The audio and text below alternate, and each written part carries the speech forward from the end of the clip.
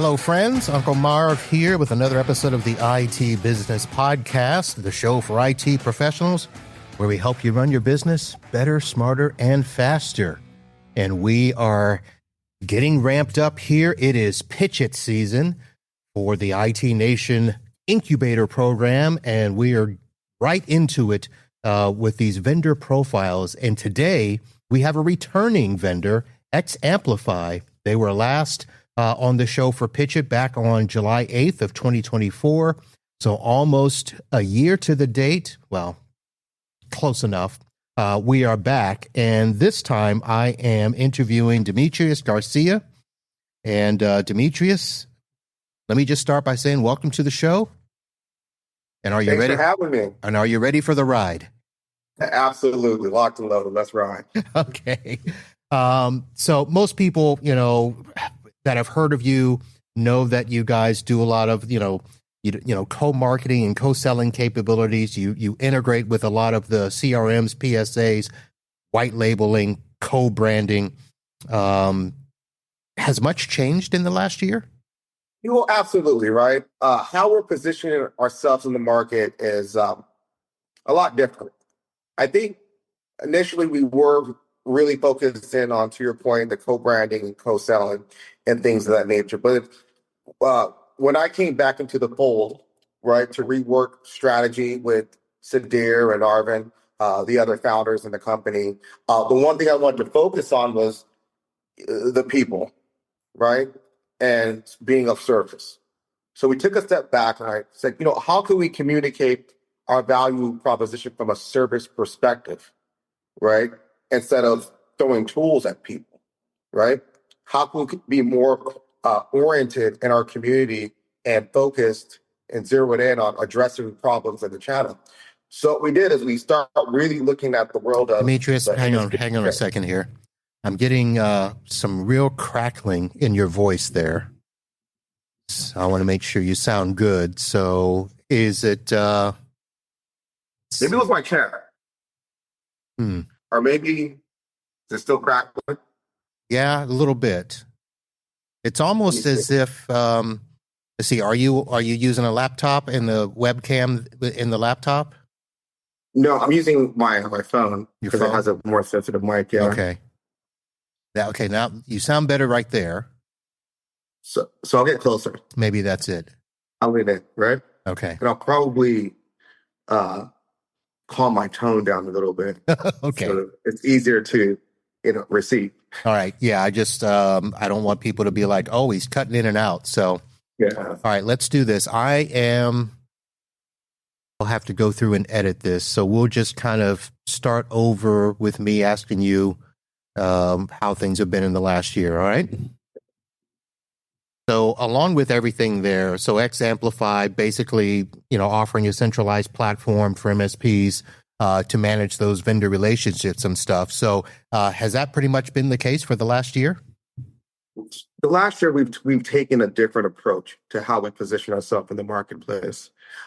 Before, it was trying to build a platform full of tools that we knew were appropriate for the marketplace, but however, we weren't telling the story of that was relevant to the audience.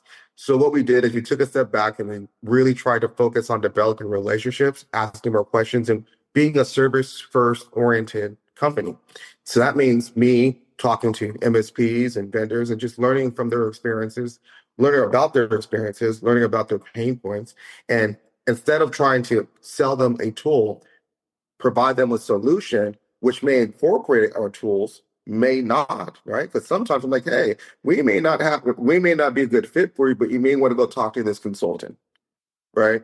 So we really took more of an advisory consulting approach to the marketplace and really just try to focus on developing relationships and also building out applications within the platform that are designed to address the pain points that we feel or that we've heard exist in the market. For example, we unveiled an AI agent, right, for partners. So it helps partners synthesize and take product marketing collateral and put it into layman's term for the recipients. Sometimes your recipient is not another IT department. Sometimes your recipient's going to be, an auto shop. It can be a dental office. It can be a law office, and or a medical office, right? And you know, doctors, lawyers, mechanics, like, these are all intelligent people, but their core competency is in IT. So sometimes we need to simplify our language, take out those acronyms, break things down into simple layman terms so the audience really understands your value proposition, especially if you're pitching a service. All right. I know that a lot of what you guys talked about last year was helping us to have this unified view of, the sales pipeline and stuff. I don't think I asked too many questions about like how that looks in a dashboard or portal, or if there was any API to go with that with other products. Tell me how that works. Yeah, so we have, of course, we live in an API integration economy. So if you're a tech company, you're only as strong as your integrations. So, we're integrated with ConnectWise, we have Salesforce integration, HubSpot integration. So whatever your core tech stack is for your sales and marketing department, we're going to integrate with that. And even if you're just an MSP and you're using, just a Salesforce, we're going to integrate with that as well. So you have full visibility on both sides of your operations. But for the MSP and most practitioners, our platform, it is a PRM. It is a marketing automation. It does have AI in it. It does have the analytics. You can see your metrics across the board. If a vendor is working with a partner, you can see what the partner is doing from the emails going out, the phone calls, and the vendor can even see if the partner wants to provide a summary of phone call conversations that partner has had with their customer, so that vendor can better service that partner and help them go to market with getting that deal done. All right. And I see that Halo PSA is on that list, so a lot of MSPs will love that. Let me now go back. Let's shift gears and go back to last year. What was the biggest feedback that you received during last year's Pitch It, and how has that made you pivot for this year? I think the biggest feedback that was received, right, or the most important feedback was, I think the company was so focused on communicating the product that they lost sight of how valuable the story of the company is and why they were doing what they did or what they're doing. One of the most brilliant questions I've ever been asked, Martin, right, was by this managing partner at this law firm. I have a legal background, and I was meeting with this firm in LA when I was younger. And, I asked him, what makes you so successful? Right? What makes you so successful at what you do? He's like, well, I got a question for you. Why do you do what you do? If you understand why you do what you do, you'll be successful. Right? So what that did, it forced us to sort of pivot, right, as a culture. And but why are we doing what we're doing? And a lot of it was to be of service, to help these partners be more effective, be more efficient, get more deals done in the channel. And what does it look like in real time? Well, it looks like a lot of conversations. It looks like us asking more questions and listening, right? And trying to craft solutions around what our respective prospects' problems were, right? Instead of just trying to shove a product down their throat. Yeah. I know that in our industry, the question that we're told to ask is, what makes your solution the best, option to solve which problem, because that's always the thing. What problem are you really trying to solve? And, now it's, what is the biggest promise that you're making to MSPs? Because now that's the thing that we want to hear is, what do you, yes, you can help me with my clients. Yes, it's another tool, but, what promise are you going to make to me, and what can you do to help me solve my biggest problems? I like to consider us an extension of your sales and marketing and strategy operations, right? We're going to be in the trenches with you, right? We're here to work with you as a strategic partner, not a vendor. We're a strategic partner. We're not trying to sell you. We're trying to help you go to war, right? Proverbially, and get deals done. Because if you're successful using our platform, you're going to evangelize. You're going to, it's word of mouth. They're going to tell people, hey, this is a really good company. And, yes, our tools and our applications are amazing, but what makes them amazing is the people behind them, right? The people who are there providing the service, the people who are there listening, coaching you, holding your hands, helping you get the most out of those applications. I mean, I've used a lot of technology in my career, and I've never usually, you'll have like a CSM, do this, do that, but you don't really have CSMs that are highly engaged in trying to help you be successful day in and day out. And that's what we do as a company. All right. So now I want to go back to that question that you got asked, why do you do what you do? Did you come up with an aha moment when you sat down and figured that out? Yeah. So a lot of it was, Sadir comes from the MSP space. And Sadir, when working as running his own MSP company years ago, he found himself very frustrated by how fragmented the market was and how sort of unpredictable it was. And, there was no metrics or analytics that were really present then that could help facilitate bringing clarity to the channel, right? It was like you're shooting in the dark half the time, hoping you got a deal done, right? Or hoping that the customer went through, but you're always in first competition when you didn't even know who at half the time, right? Because there's so many different service providers out there. So why they built the platform was to provide that visibility, to start to address that issue of data fragmentation, provide metrics and analytics so that MSP can say, hey, listen, I've been working with this customer for, so many days. Look at my data points. Look at the data. Let the data talk.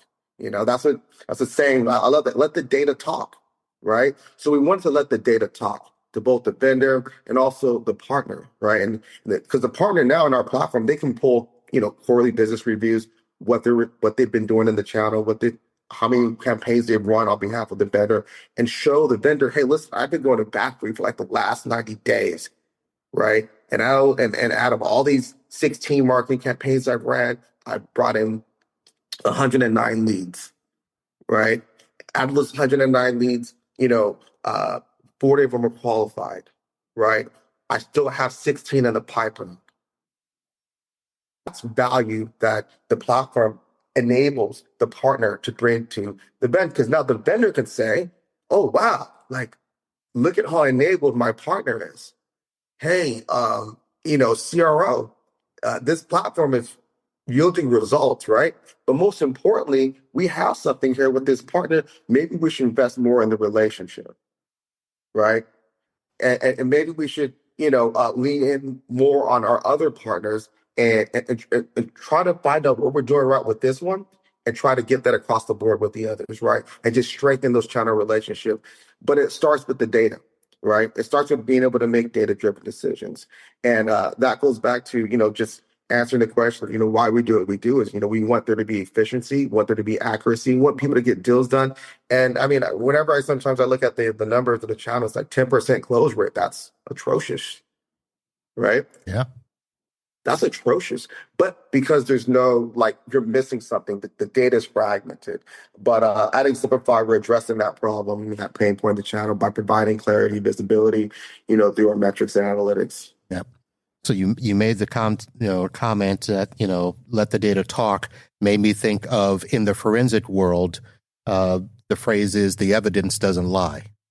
Mm-hmm. And in the IT world, we need to think that, the data doesn't lie either. So it's there. In law, there's a saying too, listen, everyone's entitled to their opinion, but you're not entitled to your own facts. Right. I understand the platform does a lot with, lead and deal registrations. And I think one of the questions that came up that somebody, I don't know why they asked me, because I don't do your product, but they said, well, can it help with lead gen? So that's probably the one thing that, people would love it to have a management system and to be able to follow the campaigns and all of that stuff. Have you been asked about the lead gen side of it?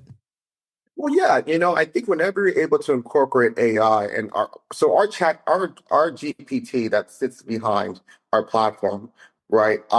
It's specifically designed to create more leads, right? By, taking very sophisticated product marketing material, put it in layman's terms, so the recipient is more receptive of it. If a recipient understands what you're communicating, right, they're going to say, tell me more. If they don't, they're going to say, you obviously don't know who you're talking to because I don't know what any of that stuff means.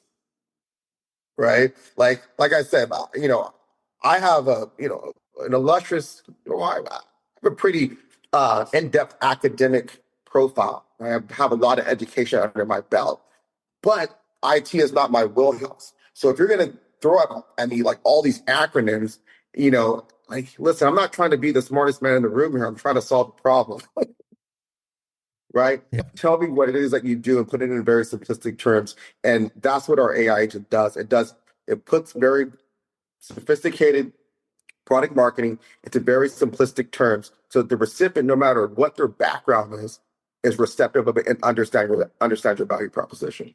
And that helps create leads, right? Yep.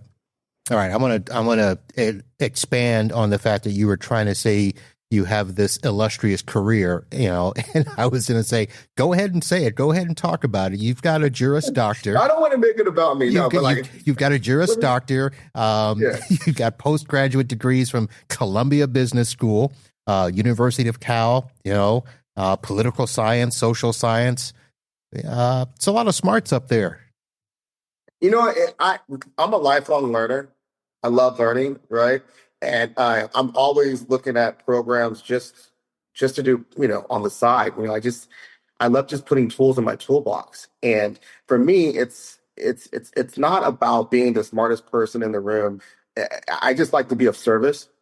And if I hear or come across a problem, if I want to know how to find the solution, even if I can't do it myself, right? Point someone in the right direction. So I just want to be of service to my community ultimately, and that's what I'm called to do in this lifetime. All right. So I'm going to go off script again and ask you this question, because I think one of the hardest things that our industry struggles with is that a lot of us that end up running MSPs, we started out as technicians. So we're technical, but we're not business minded. You obviously have a lot of, education from the business side. What is the thing that you think would help the MSP industry in, learning to run businesses better? It starts with asking questions and approaching the market with a sense of humility. When you have a specialty, you're the hero, right? If you're an IT professional, you go into a dental office and their comps are down, their computers are down, you go and do solve the problem, you're the hero. You're always the hero, right? You got rid of someone's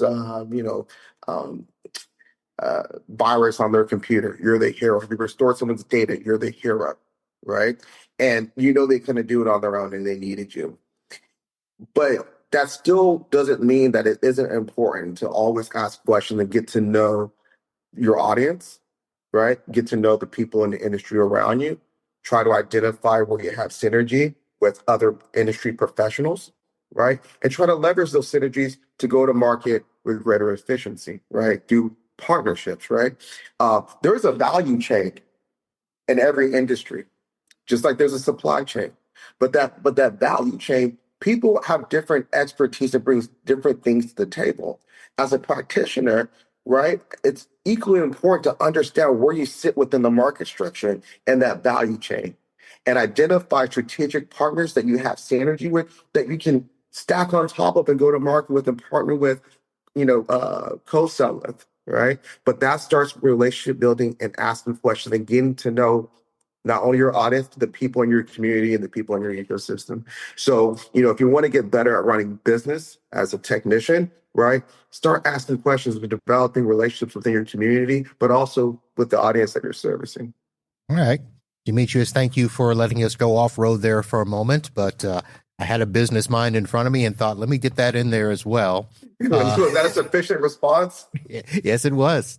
Okay. All right. So let's go ahead and end this, and let me give you, a little bit of runway and, get your first practice in for the pitch at competition. I'm going to give you 2 to 3 minutes to just, hit us with your best pitch. Okay. Now? Yep. Go. Well,